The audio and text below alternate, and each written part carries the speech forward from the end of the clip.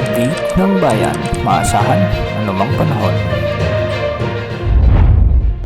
Magandang araw po sa ating lahat. Narito ang update sa lagay ng panahon ngayong araw ng Lunes, August 26, 2024. Sa kasalukuyan ay patuloy pa ring nararamdaman ang epekto ng habagat o southwest monsoon sa kanlurang bahagi ng Southern Luzon, Visayas at Mindanao. Kaya ang mga lugar dito ay asahan ang maulap na kalangitan na may mga kasamang pag-ulan, pagkidlat, pagkulog, lalo na sa may Western Visayas, sa may Mimaropa, Negros Island Region, Zamboanga Peninsula, Basilan, Sulu at Tawi-Tawi. Posible ang mga flash floods at landslide sa mga lugar na ito, lalo na kung minsan ay may mga malalakas na pagbuhos ng ulan. Samantala, ang binabantayan naman nating si Typhoon Shanshan ay patuloy namang kumikilos papalapit sa may Southern Japan. Malayo na ito sa ating kalupaan at malayo na rin sa ating area of responsibility, kaya hindi na ito inaasang magdadala o makakaroon ng direktang epekto sa anumang bahagi ng ating kapuluan.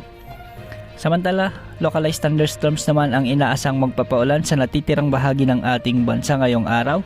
Kaya asahan ang mga pag-ulan sa bahagi ng Ilocos Region, Cagayan Valley, Cordillera Administrative Region. May mga pag-ulan din sa may Central Luzon, Bicol Region at ilang bahagi ng Calabarzon.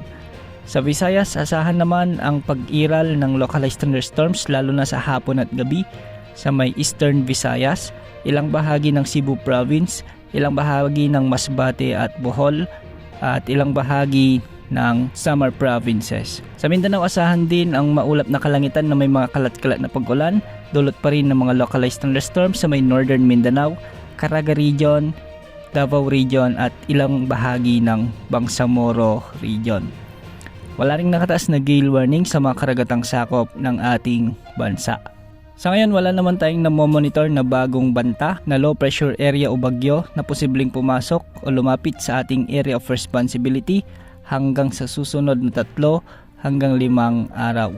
Kaya samantalahin ang magandang panahon hanggang sa susunod na linggo. Yan ang update sa lagay ng panahon. Ito po ang weather update ng bayan. Maasahan anumang panahon.